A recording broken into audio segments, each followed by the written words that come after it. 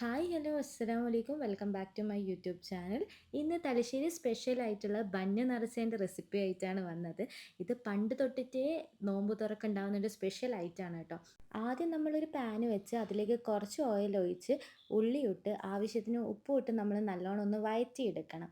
ഇതിന് നമുക്ക് മെയിനായിട്ട് ബീഫാണ് വേണ്ടത്. ചിക്കനെ കൊണ്ട് ചെയ്യുന്നവരുണ്ട് കേട്ടോ. എന്നിട്ട് വഴറ്റാൻ വേണ്ടി കുറച്ച് സമയം നമ്മൾ മൂടി വെക്കണം. അതിനുശേഷം ഇതൊന്ന് ബ്രൗൺ കളർ ആയിട്ട് വരുന്ന സമയത്ത് നമ്മൾ ഒന്നുകൂടി ഞാൻ അതിനെ നല്ലോണം ഒന്ന് ഇളക്കി കൊടുക്കുക. പിന്നെ നമുക്കതിന് ആവശ്യമായിട്ടുള്ള പച്ചമുളക് ചതച്ചത് ചേർക്കണം. പച്ചമുളക് കുറച്ച് കൂടുതൽ ഇട്ടാൽ നമ്മൾ മസാലയ്ക്ക് കുറച്ച് ഫ്ലേവർ ഉണ്ടാവും കേട്ടോ.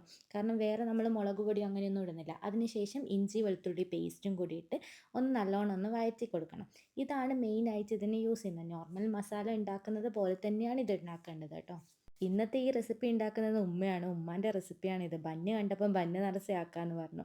ഇനി നമുക്കിതിലേക്ക് ബീഫ് ഇട്ട് കൊടുക്കണം. ഈ ബീഫിലേക്ക് മുളക്, മഞ്ഞൾ അതുപോലെ തന്നെ ഉപ്പ് ഇട്ട് വേവിച്ച് വെച്ച ബീഫാണ്.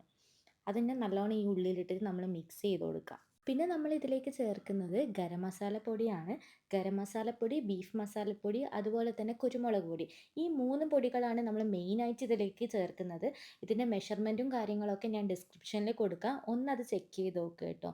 എന്നിട്ട് ഇതിന് 3 ഇട്ട് നല്ലോണം ഒന്ന് വഴറ്റി കൊടുക്കുക. വഴറ്റിയതിന് ശേഷം ആ ഒരു മണമൊക്കെ മാറില്ലേ, പച്ചമണം മാറുന്ന സമയത്ത് മല്ലി, പുതിന, കറിവേപ്പില ഇത് 3 ഇട്ട് ഒന്നുകൂടി ഒന്ന് വഴറ്റിയിട്ട് ഒരു 2 മിനിറ്റത്തേക്ക് നമ്മൾ എന്ത് ചെയ്യുക, ഇതിന് മൂടി വെക്കണം.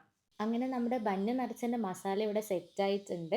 ഇത് നമുക്ക് ബീഫോ ചിക്കനോ ഇല്ലെങ്കിൽ പോലും ഉള്ളി വെച്ചിട്ട് നമുക്ക് മസാല ഇതാക്കാം. കാരണം നമ്മൾ ഇതിൻ്റെ ബന്നിൻ്റെ ഉള്ളിലൊരു ഫില്ലിംഗ് ആയിട്ട് വെക്കുന്നതാണ്. അതിന് പുറമേ നമ്മൾ മുട്ടയും വെക്കുന്നുണ്ട്. ഇനി നമുക്ക് ഈ കോട്ട് ചെയ്യാൻ വേണ്ടിയിട്ട് 2 മുട്ട പൊട്ടിച്ച് വയ്ക്കണം. അതിലേക്ക് ലേശം ഉപ്പ് ഒഴിച്ച് നല്ലോണം ഒന്ന് മിക്സ് ചെയ്തെടുക്കുക. ഈ മിക്സ് ചെയ്യുന്ന സമയത്ത് നിങ്ങൾക്ക് എരിവിന് കുരുമുളക് ആവശ്യമുണ്ടെങ്കിൽ അത് ചേർത്ത് കൊടുക്കാം. പക്ഷേ ഞങ്ങൾ ചേർക്കുന്നില്ല. കൂടെ കുറച്ച് പാലൊഴിച്ച് ഒന്നുകൂടി ഒന്ന് നല്ലോണം അടിച്ചെടുക്കണം.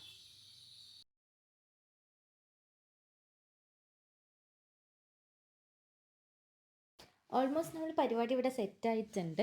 ഇനി നമുക്കിത് ഫില്ല് ചെയ്യാൻ വേണ്ടത്. ഞാനിപ്പോൾ വാങ്ങിയത് ബർഗർ ബന്നാണ്. ശരിക്കും പറഞ്ഞാൽ ഇതൊരു കുഞ്ഞ് റൊട്ടി ഉണ്ട് കേട്ടോ. അതിലേക്ക് നിറയ്ക്കുമ്പോൾ കുറച്ചും കൂടി ടേസ്റ്റ് കൂടുതലാണ്. അതാണ് നമ്മൾ റൊട്ടി നിറച്ചൊക്കെ യൂസ് ചെയ്യല്. പിന്നെ അതിൻ്റെ ഉള്ളിൽ വെക്കാൻ വേണ്ടി ഞാൻ 2 മുട്ട എടുത്ത് പുഴുങ്ങിയിട്ട് ഒരു മുട്ടനെ പകുതിയാക്കുന്ന രീതിയിലാണ് എടുത്ത് വെച്ചിരിക്കുന്നത്. ഇനി നമുക്ക് ഈ ബന്നിനെ എന്ത് ചെയ്യാന്ന് വെച്ചാൽ നടുക്കുന്ന് മെല്ലെ കട്ട് ചെയ്തെടുക്കണം സ്ക്വയർ ഷേപ്പിൽ.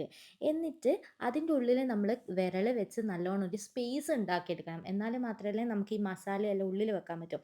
അപ്പം നല്ലോണം ഒന്ന് സ്പേസ് ഉണ്ടാക്കിയിട്ട് കുറച്ച് മസാല എടുത്ത് നമ്മളത് കൈ വെച്ചിട്ട് തന്നെ ഉള്ളിലേക്കൊക്കെ ആക്കി കൊടുക്കുക. നമുക്കത് കടിക്കുന്ന സമയത്ത് നിറച്ചും മസാല ഉള്ള പോലെ തോന്നുന്നുണ്ട്. അതിന് വേണ്ടിയിട്ടാണ് നമ്മളിങ്ങനെ ആക്കി കൊടുക്കുന്നത്. എന്നാലും മാത്രമേ ബന്നിൻ്റെ ഉള്ളിൽ ഫില്ലായിട്ട് വെക്കൂ. നമ്മളിപ്പോൾ സ്പൂണോട് ചെയ്താൽ അത്ര നമുക്ക് മസാല കിട്ടണം എന്നില്ല. ഇത് ഫുള്ളാക്കി വെച്ചതിന് ശേഷം നമ്മൾ ഈ പുഴുങ്ങിയ ഒരു ഹാഫ് മുട്ട എടുത്തിട്ട് അതിൻ്റെ ഉള്ളിലേക്ക് നമ്മൾ വെച്ച് കൊടുക്കണം.